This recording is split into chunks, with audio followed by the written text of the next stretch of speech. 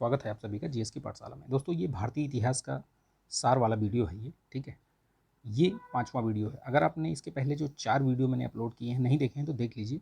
काफ़ी अच्छे फैक्ट्स हैं जो कि परीक्षा में पूछे जा सकते हैं। ये आगामी जितनी भी परीक्षाएँ हैं, चाहे किसी स्टेट का पीएससी हो, ठीक है, पीएससी हो या वनडे एग्ज़ाम्स हो। वनडे एग्ज़ाम्स में जैसे आपके एसएससी का हो गया, ठीक है, बैंक का हो गया, किसी भी उसका एग्ज़ाम हो गया, ठीक है, यूपी ट्रिपल एससी का एग्ज़ाम हो गया, यूपी ट्रिपल एससी के जितने भी एग्ज़ाम होने हैं, ठीक है, चाहे वो वीपीओ का हो या फिर वीडियो का हो, किसी का भी हो, ठीक है, इवन कि पेट वगैरह में। क्योंकि देखिए ये हिस्ट्री है। हिस्ट्री में आपको बहुत चीज़ें, ऐसा तो है नहीं कि करंट है और ये बदल जाएगा, नहीं, ये बदलेगा नहीं। ये फैक्ट्स हैं। ये इनको अगर आपने एक बार ध्यान से पढ़ लिया, एक दो बार ये वीडियो देख लिया आपने, ठीक है, इसको आप 1.5 के स्पीड से देखिए, बहुत बेहतर समझ में आएगा, ठीक है। अगर आपको लगता है कि बहुत बड़ा है वीडियो तो आप 1.5 के स्पीड में देखिए। इसको लाइक कीजिएगा, शेयर कर दीजिएगा यार, ठीक है। आप लोग लाइक शेयर सब्सक्राइब नहीं करवा रहे हैं, ठीक है, तो इसको प्लीज़ थोड़ा सा मोटिवेट कीजिए, ठीक है। चलिए शुरू करते हैं वीडियो को फटाफट। देखिए यूपी पीसीएस और आरओ दोनों के लिए ये बहुत महत्वपूर्ण है। इसके अलावा तो है ही है ये, ठीक है। ये आरओ के लिए तो एक रिवीजन सीरीज की तरह काम करेगा और आप इसको देखिए, महत्वपूर्ण फैक्ट्स हैं इसमें, ठीक है। देखिए हमने पढ़ा था कि मौर्योत्तर काल में जो विदेशी आक्रमण हुए, ठीक है, सबसे पहले उसमें हमने हिंद यमन को देखा था, ठीक है, हिंद यमन को देखा, फिर शकों को देखा, ठीक है, फिर शकों के बाद फिर वो पहलव, ठीक है, फिर कुषाण, इस तरीके से जो विदेशी आक्रमण हुए मौर्योत्तर काल के बाद, उसमें ये सारे देखने को मिले, ठीक है। तो ये जैसे अब उसी में ही है जैसे गोंडो फर्नीस, ठीक है, गोंडो फर्नीस, इससे पहले मैंने बताया था ना, ये पार्थिया या पहलव जिसको कह सकते हो आप, ठीक, ये उसी पहलव के ही ये राजा हैं, ये मतलब उन्हीं के एक शासक हैं। तो ये गोंडो फर्नीस, ये इसकी उपाधि क्या थी, देवव्रत, ठीक है, या बासिलियोस, बासिलियोन ऐसे करके, ठीक है। अभिलेख कहाँ से पता चलता है, तख्त ए बाही से, ठीक है। ईसाई जो अनुश्रुति, अनुश्रुति क्या होता है, जो मतलब सुनी सुनी बातें जो पीछे से पुरानी कहे लोकोक्तियों टाइप कह सकते हैं आप इसको, ठीक है, ईसाई अनुश्रुति, ठीक है। वो संपूर्ण भारत का राजा था एक तरीके से और ईसाई का धर्मानुयायी था, ये इनका मानना है, ठीक है। बेग्राम अफगानिस्तान में ये इसके सिक्के प्राप्त हुए हैं। मिस्र धातु यानी रजत और तांबे टिन के सिक्के, इनका ये मतलब मिस्र धातु का सिक्का प्राप्त हुआ है, ठीक है, जिसमें कि रजत, ताम्र और टिन के मुद्राओं का प्रचलन था, ठीक, ये याद रखिएगा, ठीक है। उसके बाद आता है कुषाण, कुषाण आते हैं। कुषाण में सबसे पहले जो संस्थापक कह सकते हैं आप, तो वो विम कटफिसस था, ठीक है, ये याद रखिएगा। अन्य नाम इसका क्या था, कटफिसस द्वितीय। राज्य विस्तार कहाँ से कहाँ तक था, तो ये आपका सिंधु नदी से पूर्व में पंजाब और गंगा यमुना का जो दोआब है वहाँ तक संभव था, ठीक है। वास्तविक संस्थापक यही रहा भारत में कुषाणों का, ठीक, बिम कटफिसस। माट मथुरा यानी सिंहासन पर जो आसीन मूर्ति प्राप्त हुई है मथुरा से, ठीक है, दशत ए नबूर, ये त्रिभाषी अभिलेख है, तो ऐसा भी पूछा जा सकता है कि दशत ए नबूर, इसको देखिए, लाइक कीजिएगा इसको, ठीक है। और जो जहाँ मैं स्टार मार्क लगाऊँ उसको जरूर आप ध्यान दीजिएगा थोड़ा सा, ठीक। सिक्के यूनानी लिपि और खरोष्टी दोनों में प्राप्त हुए हैं। विशेषता क्या रही है, तो भारत में अपने नाम से सोने के सिक्के चलाने वाला ये सर्वप्रथम जो है वो कुषाण शासक ही थे, तो ये महत्वपूर्ण फैक्ट है, याद रखिएगा। जहाँ मैं स्टार मार्क कर दूँ उसको जरूर ध्यान दीजिएगा, नोट कर लीजिएगा, ठीक है। इसको एक दो बार देखेंगे वीडियो को तो वैसे ही आपको सारी चीज़ें समझ में आ जाएंगी बेहतर तरीके से। सिक्कों पर उल्लेख क्या मिलता है, शिव भक्त के रूप में। उपाधियाँ कौन कौन सी ली इसने, तो महाराज, राजाधिराज, महेश्वर, सर्वलोकेश्वर। ये किसके बारे में बात कर रहे हैं हम लोग, तो ये बात कर रहे हैं हम बिम कटफिसस के बारे में, ठीक है। ये देखिए और देखिए, इसी में ये स्वर्ण और तांबे के सिक्के चलाए इसी ने, बिम कटफिसस ने। सिक्कों पर शिव और त्रिशूल, नंदी, इनकी आकृतियाँ मिलती हैं बिम कटफिसस के। उसके बाद कुजुल कटफिसस आता है। कुजुल कटफिसस केवल तांबे के सिक्के जारी किया था इसने, ठीक है, केवल तांबे के सिक्के। सिक्कों पर धर्मधितस और धर्माथित ऐसे उत्कीर्ण था ये, ठीक है, इसके बारे में। उसके बाद जो कुषाणों का एक तरीके से कह सकते हैं कि बहुत महान शासक कनिष्क आता है, ठीक है। कनिष्क के बारे में देखिए, चतुर्थ बौद्ध संगीत हुई थी कुंडलवन में, कश्मीर में, ठीक है, याद रखिएगा। इसके दरबार में नागार्जुन थे, पार्स और चरक जैसे ये महान विभूतियाँ कह सकते हैं, ये सभी थे। सिक्कों पर बुद्ध का अंकन मिलता है, तो ऐसे पूछा जा सकता है। ये सारे ही फैक्ट्स महत्वपूर्ण हैं, ठीक, ये याद रखिएगा। आश्रित विद्वान इसमें मतलब ये कौन सा था, तो वसुमित्र, ठीक है, याद रखिएगा।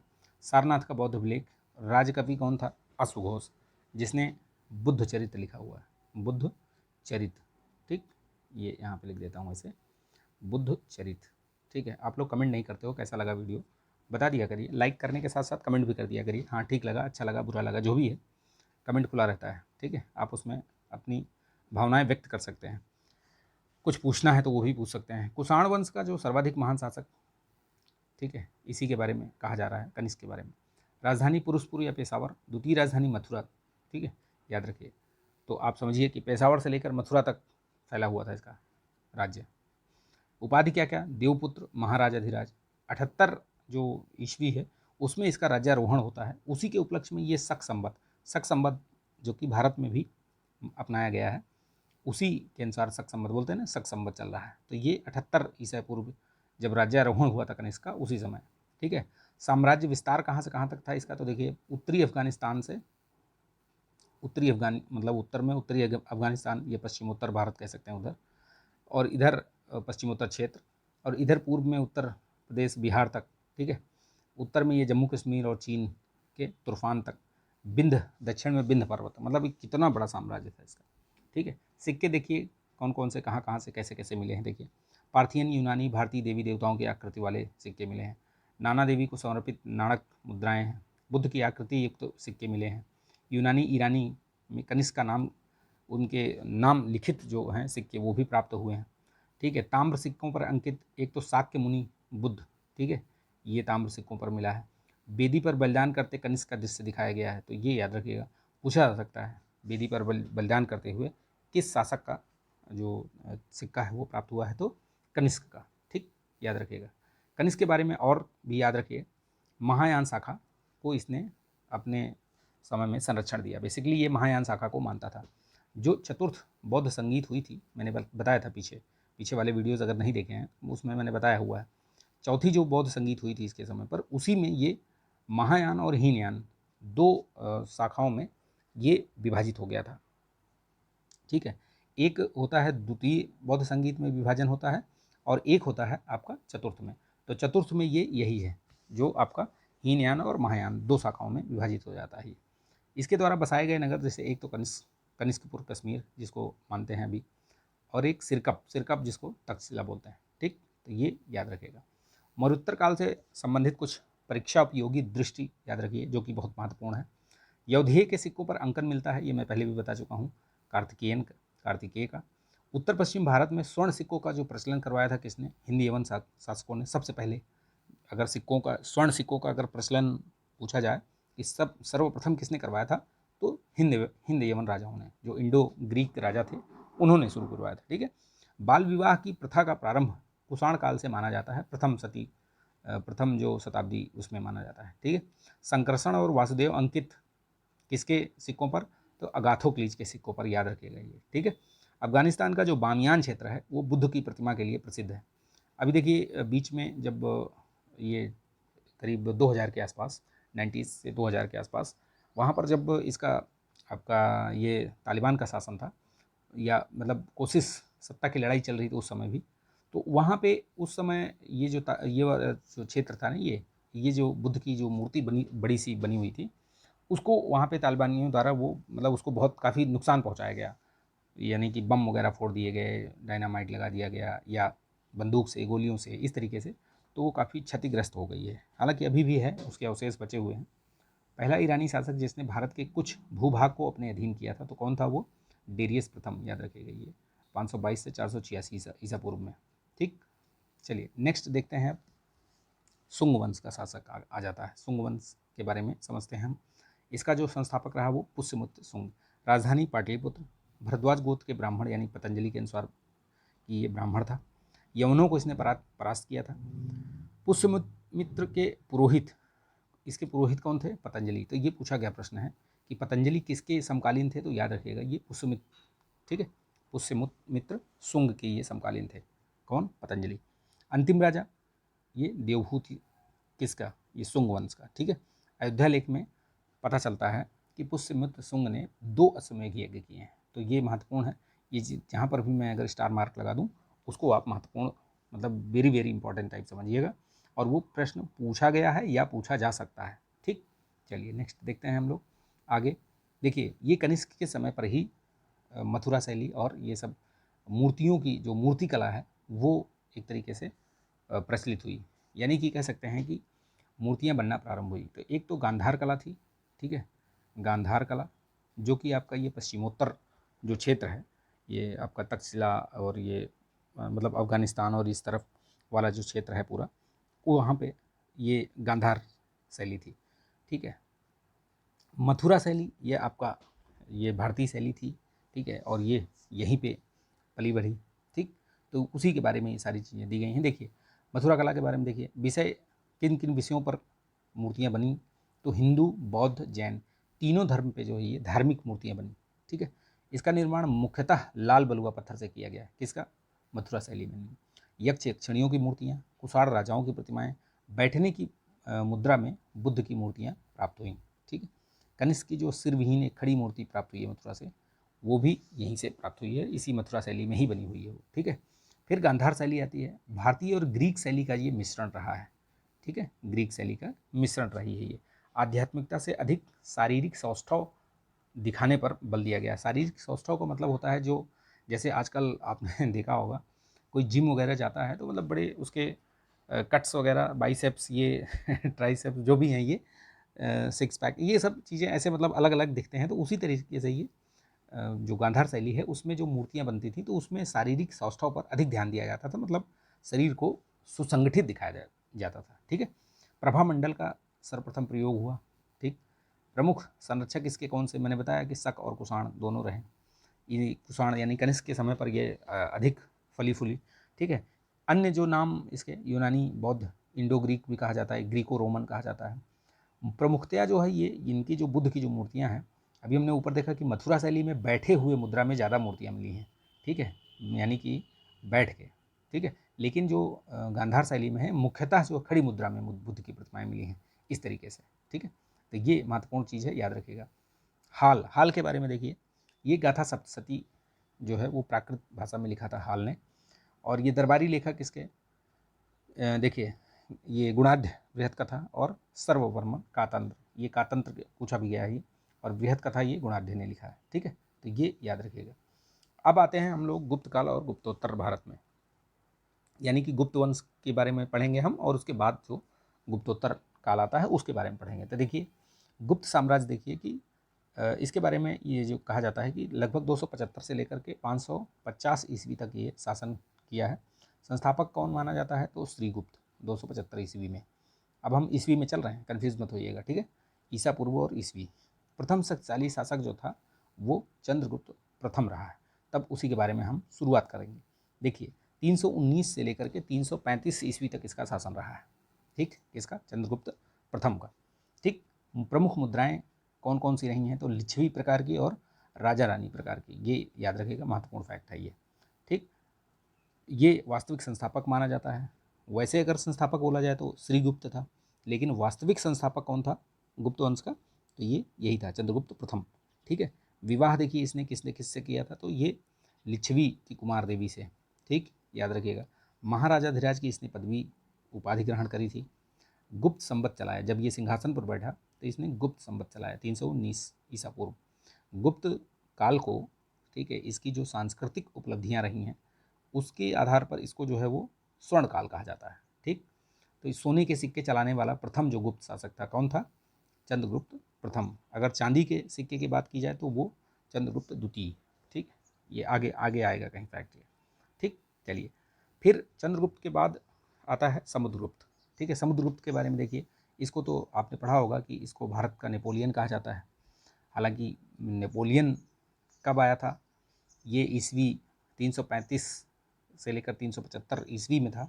और नेपोलियन कहाँ आपका ये जो मध्यकालीन जो एरा रहा है उस समय रहा है। तो आप देख सकते हैं थोड़ा ये इसमें जो प्रभाव दिखता है वो सब आपको जो यूरोपीय लेखक रहे हैं, इतिहासकार रहे हैं, वो उनका सबका प्रभाव दिखता है। तो ये समुद्रगुप्त के बारे में, हालांकि आप फैक्ट्स जानिए कि ये कहा जाता है, पूछा जाएगा तो आपको वही देना पड़ेगा, बाकी कहानी क्या है कैसे है उससे कोई मतलब नहीं, ठीक है। आप जो फैक्ट है उसको समझिए। शासनकाल ये देखिए आपका, ये संगीतज्ञ था, ये महान संगीतज्ञ था, जिसकी मुद्रा से भी पता चलता है। इसकी जो कई सारी मुद्राएं ऐसी प्राप्त हुई हैं जिसमें इसको वीणा बजाते हुए दिखाया गया है, तो ये भी है। अश्वमेध यज्ञ का आयोजन किया था इसने। अश्वमेध प्रकार के सोने के सिक्के भी जारी किए थे इसने। इसका अन्य नाम चंद्र प्रकाश भी मिलता है। विजयों का आदर्श था इसका धरणबंध, ठीक है, धरणबंध। श्रीलंका के राजा मेघवर्मन के राजदूत से इसने भेंट करी थी, ठीक। प्रसभोद्धरण की नीति ये अपनाता था ये बेसिकली, ठीक है।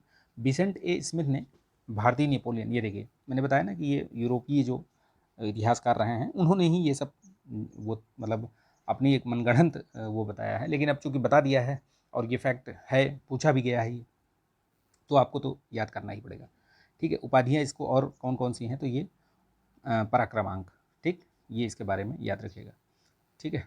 चलिए नेक्स्ट देखते हैं हम।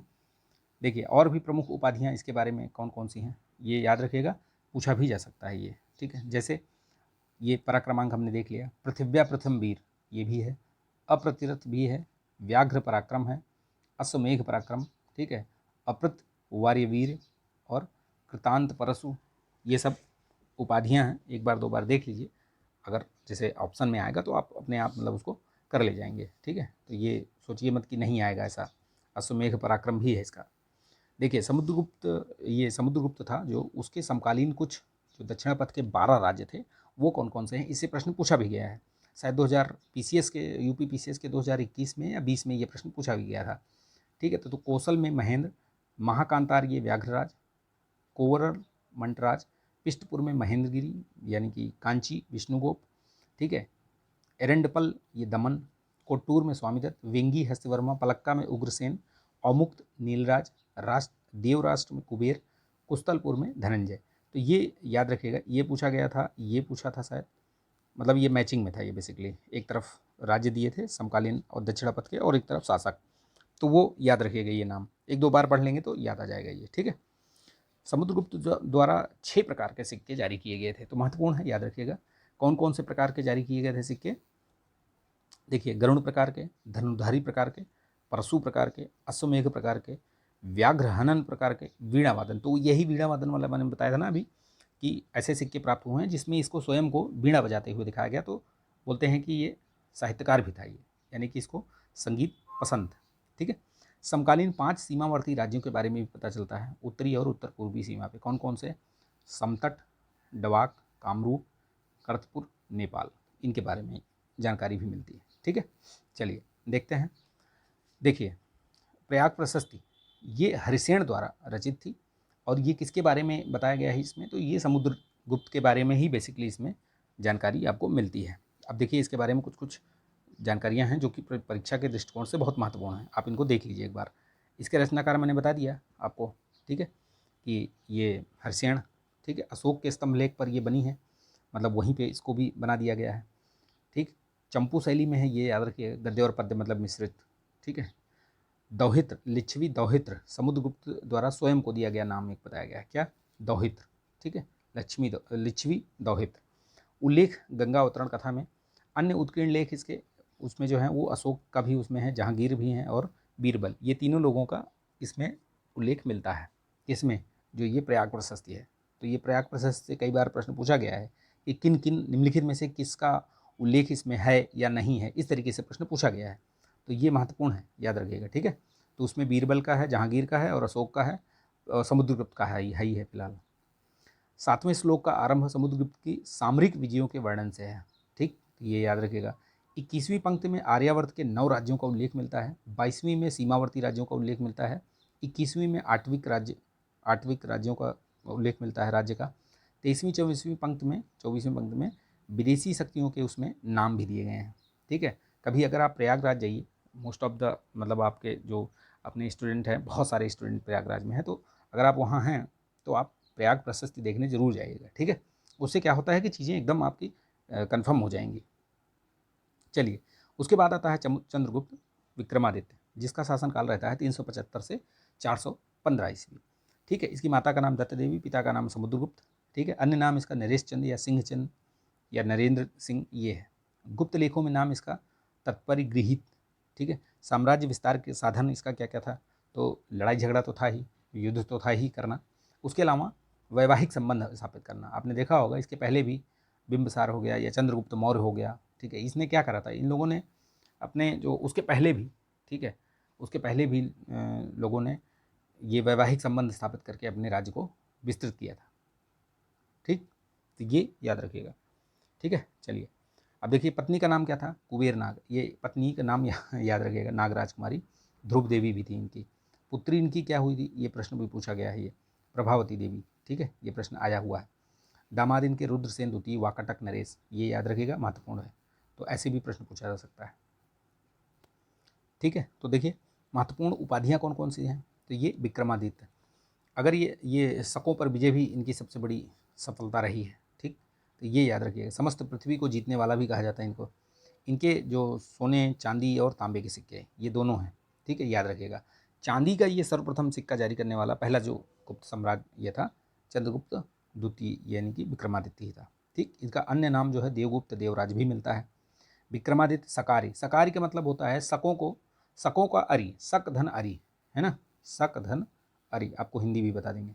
ठीक है, संधि, तो ये क्या हो गया, दीर्घ संधि, सकारी। ठीक है, यहाँ पे जो ये है, ये चीज़, ये शकों पर विजय, तो इसी की वजह से इसको सकारी भी कहा जाता है। ठीक है, शक को इन्होंने पराजित किया था।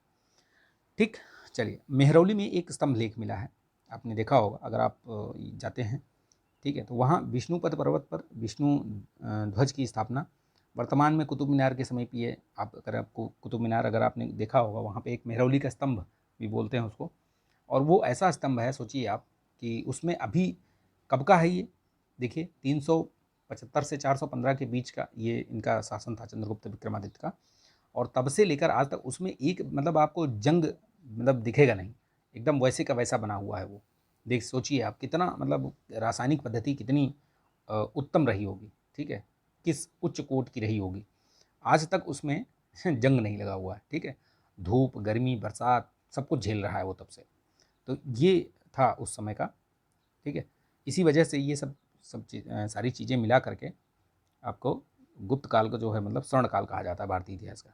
तो ये वर्तमान में कुतुब मीनार के समीप है, जाइएगा कभी अगर आप लोग देखिएगा उसको। चंद्र नामक राजा की उपलब्धियों का वर्णन उसमें है। तो ये माना जाता है कि गुप्त वंशी जो चंद्रगुप्त द्वितीय हैं उन्हीं के बारे में है वहाँ पे। पश्चिम भारत के अंतिम शक राजा रुद्र सिंह तृतीय को परास्त करके पश्चिम भारत में शक सत्ता को ये समाप्त कर दिया, इसीलिए वो सकारी का उपाधि जो है लिया था इसने। ठीक है, शक के दुश्मन के रूप में। ठीक है, ये चलिए आगे देखते हैं इसी के बारे में। प्रमुख जो उपाधियाँ इसने और कौन कौन सी ले रखी थी, तो देखिए देवराज, विक्रमांक, परम भागवत, विक्रमादित्य, गणारी, सकारी, नरेश चंद्र सिंह विजय, देव श्री, श्री विक्रम, अजीत विक्रम, ये सब सारी उपाधियाँ थी। प्रमुख प्रमुख याद रखिएगा, जैसे ये परम भागवत हो गया, विक्रमादित्य हो गया, ठीक है, विक्रमांक हो गया, सकारी हो गया, ये सब पूछे भी गए हैं ये सब। प्रमुख अधिकारी इसके टाइम पे कौन कौन से हुआ करते थे, जैसे सभावीर सेन, ये क्या था, संधि विग्रहिक या मतलब सचिव दोनों थे ये। संधि विग्रहिक, संधि विग्रहिक जैसा कि नाम से ही आपको समझ में आ जाएगा कि संधि और विग्रह कराने वाला, ऐसा व्यक्ति जो कई अगर युद्ध हो रहा है या किसी राज्य से कुछ आपका मतलब विवाद चल रहा है तो वहाँ पे जाके संधि करवाना, ठीक है, इस तरीके का काम करवाना वो उसका काम हुआ करता था। गोविंद गुप्त, ये चंद्रगुप्त द्वितीय का पुत्र, तीरभुक्ति प्रदेश का राज्यपाल था। आम्र करदव, ये कौन था भैया, तो ये चंद्रगुप्त द्वितीय का ये प्रधान सेनापति था। कौन सा, आम्र कारदव, ये नाम याद रखिएगा, महत्वपूर्ण है, पूछा जा सकता है। देखिए चंद्रगुप्त जो विक्रमादित्य था, इसके दरबार में नवरत्न हुआ करते थे। नवरत्न यानी कि 9 ऐसे व्यक्ति जो किसी ऐसी विभूतियाँ जो कि किसी न किसी कला में माहिर थे। जैसे आप देखिए कवि ये कालिदास कवि थे, धन्वंतरी ये चिकित्सक थे, ठीक है, खगोल शास्त्री कौन थे, वराह मिहिर, कोशकार ये अमर सिंह। ये याद रखेगा, ये महत्वपूर्ण है, पूछा भी गया है ये प्रश्न कि कौन क्या था। तो कूटनीतिज्ञ कौन था, तो ये घटकरपर, ठीक है। जादूगर कौन था, बेताल भट्ट। व्याकरण, व्याकरण क्या होता है, जो व्याकरण का ज्ञाता होता है। तो ये याद रखिएगा, जिसको अगर आप जैसे शब्दांश के लिए मतलब एक वाक्य के लिए ये वाक्यांश ऐसे जब पूछा जाता है ना, तो उसमें बोलते हैं कि ये जो व्याकरण का ज्ञाता हो तो उसको क्या कहा जाता है, व्याकरण। तो ये हिंदी भी बता रहा हूँ आपको, इतिहास के साथ हिंदी भी आपकी ठीक कर रहा हूँ मैं, ठीक है। ज्योतिषी कौन था, तो छपड़क, ये याद रखिएगा, महत्वपूर्ण है ये। वास्तुकार कौन था, शंकु। तो ये जितने भी ये नवरत्न थे इनके नाम याद रखिएगा, ठीक है। देखिए चंद्रगुप्त द्वितीय के 8 प्रकार के सिक्के इतने चलाए थे, समुद्रगुप्त ने 6 प्रकार के चलाए थे, ठीक है। ये चंद्रगुप्त द्वितीय विक्रमादित्य ने 8 प्रकार के चलाए थे। कौन कौन से, धनुर्धारी, छत्रधारी, पर्यंक सिंह निहंता प्रकार, अश्वारोही पर्यंक स्थिति राजा रानी प्रकार के, ध्वजधारी प्रकार, चक्र विक्रम प्रकार। तो ये 8 प्रकार के नाम याद रखिएगा। वैसे नंबर तो जरूर याद रखिएगा कि समुद्रगुप्त ने 6 और ये चंद्रगुप्त द्वितीय विक्रमादित्य ने 8 प्रकार के। ये मतलब 2 फैक्ट तो याद रखिएगा, और चाहे नाम याद रहे या ना रहे, लेकिन ये जरूर याद रखिएगा। ठीक है। शकों को हराने के उपलक्ष्य में चांदी का सिक्का जारी किया था, तो ये याद रखिएगा। ठीक, शकों को हराने के लिए, और उपाधि भी वही ली थी उसने, सकारी। इसके समकालीन चीनी यात्री आया था सबसे पहले, कौन आया था? ये फाहियान आया था। ठीक, चलिए नेक्स्ट देखते हैं हम। फाहियान के बारे में देख लीजिए, कुछ चीनी यात्री था ये। इसकी जो एक रचना है फोक्यो की, ठीक है, ये याद रखिएगा। ये चंद्रगुप्त द्वितीय के शासनकाल में आया था। 402 से 412 तक ये भ्रमण किया पूरे भारत में। मध्य देश इसने ब्राह्मणों का देश बताया। बाजार ये बूचड़खाना, ये मदिरालय विहीन था, ये ऐसा इसमें मतलब ये जानकारी ये बताता हूँ इसमें, अपने जो इसका यात्रा वृत्तांत था उसमें ये सारी चीज़ें ये इसने लिखी हैं। ठीक है। क्रय विक्रय कौड़ियों के द्वारा होता था। जेतवन विहार की प्रशंसा करी है इसने। कपिल वस्तु नगर को इसने उजड़ा हुआ बताया था। किसने?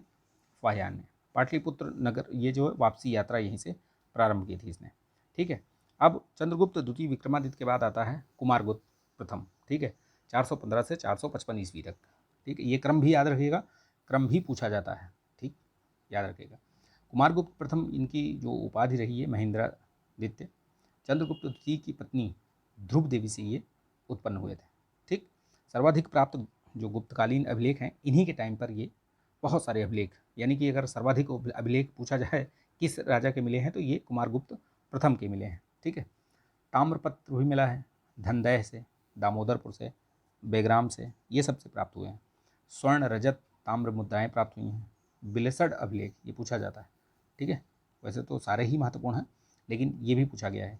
ये किससे संबंधित है? तो गुप्तों की वंशावली, कुमारगुप्त प्रथम तक यहाँ पे वंशावली पूरी मिलती है। किसमें? बिलसड अभिलेख में। ठीक, पुष्यमित्रों का आक्रमण बताया गया है, स्कंदगुप्त द्वारा ये मतलब पराजित किया था, तो ये भी बताया गया है इसमें। ठीक, देखिए इसके प्रमुख जो अभिलेख कहाँ कहाँ से मिले हैं, कैसे कैसे। बिलसड ये एटा में है। ठीक है। मंदसौर आपका ये वत्स भट्टी द्वारा रचित। गढ़वा अभिलेख प्रयागराज में। करमदंडा अभिलेख अयोध्या में। मनकुंवर अभिलेख प्रयागराज में। सांची अभिलेख राजसेन मध्य प्रदेश में। उदयगिरी गुहालेख विदिशा में। तुमैन अभिलेख ये मध्य प्रदेश में, अशोकनगर। तो ये याद रखिएगा, ये महत्वपूर्ण आपके अभिलेख हैं। ठीक है। ये देखिए प्रमुख मुद्राएं कौन कौन से प्रकार की, तो अश्वमेघ प्रकार की, अश्वारोही प्रकार की, धनुर्धारी प्रकार की, व्याघ्र निहंता प्रकार की, गजारोही और कार्तिकेय। तो इतने टाइप के ये कुमारगुप्त प्रथम ने ये सब जारी किया था ये। ठीक है। देखिए नेक्स्ट देखते हैं हम लोग आगे। स्कंदगुप्त आ जाता है, यानी कि उसके बाद कुमारगुप्त के बाद स्कंदगुप्त। स्कंदगुप्त जयशंकर प्रसाद का एक नाटक भी है, पढ़िएगा अगर समय मिले तो। यूपीपीसीएस में ये था स्कंदगुप्त। ठीक है, यूपीपीसीएस में जो हिंदी साहित्य का जो पहले तो, अब तो ख़त्म हो गया ये ऑप्शनल, हिंदी साहित्य में ये था स्कंदगुप्त। ठीक, पिता कुमारगुप्त बता ही दिया मैंने, माता का नाम देवकी। विशेष तथ्य, गुप्त वंश का ये अंतिम महान शासक कह सकते हैं इसको। ठीक है, इसके बाद मतलब उनका डाउनफॉल शुरू हो गया था। क्रमादित्य, इसका उपाधि याद रखिएगा, क्रमादित्य। स्वर्ण सिक्के, मुख्य भाग पे ये धनुष बाण लिए हुए राजा की आकृति, पृष्ठभाग में पद्मासन में विराजमान लक्ष्मी श्री स्कंदगुप्त उत्तीर्ण लिखा हुआ उसमें। ठीक है, पद्मासन में है, लक्ष्मी जी हैं विराजमान, और श्री स्कंदगुप्त उसमें उत्कीर्ण है। ठीक है। खुशनवाज के नेतृत्व में हूणों का आक्रमण हुआ था इसके टाइम पे, तो हालांकि उसको हरा दिया था हूणों को। कुछ सिक्कों के ऊपर गरुड़ध्वज और क्रमादित्य भी अंकित है। ठीक है, याद रखिएगा। कुछ विशेषता, जैसे हूणों को निर्णायक रूप से परास्त करने वाला था ये, देश रक्षक के रूप में विख्यात था, गुप्त वंश का एकमात्र वीर शासक, हूणों के विजय के संदर्भ में चीन से राजनयिक संबंध इसने स्थापित किए थे। तो ये महत्वपूर्ण फैक्ट हैं स्कंदगुप्त के बारे में, याद रखिएगा इसको। ठीक है, चलिए देखिए प्रमुख अधिकारी कौन कौन से थे इसके समय पे। पर्णदत्त, ठीक है, ये राज्यपाल सौराष्ट्र का था। चक्रपालित, ये नगर का प्रशासक गिरनार का। ठीक है। भीमवर्मन, ये कौशाम्बी का राज्यपाल था। सर्वनाग, ये अंतर्वेदी का प्रशासक था। ठीक है। इसके कुछ प्रमुख अभिलेख याद रखिएगा। जूनागढ़ अभिलेख सौराष्ट्र गुजरात से। बिहार स्तंभलेख पटना बिहार से। इंदौर ताम्रपत्र, ये बुलंदशहर जनपद उत्तर प्रदेश से। भितरी स्तंभलेख बहुत पूछा जाता है, गाजीपुर में है। कहोम स्तंभलेख देवरिया जनपद में। ये सब पूछे जाते हैं, ये मैचिंग में आएंगे ये सब, ठीक है। पूछा भी जाएगा तो मैचिंग में पूछा जाएगा, या जो वनडे एग्जाम्स उसमें सिंगल लाइन में भी पूछ सकता है, ये किससे संबंधित है, ये स्कंदगुप्त से, है ना। तो ये याद रखिएगा, ठीक है। गढ़वा अभिलेख ये प्रयागराज में है, सूपिया अभिलेख ये ग्रामिक रीवा मध्य प्रदेश में, ठीक है। तो ये महत्वपूर्ण चीज़ें हैं, याद रखिएगा इनको।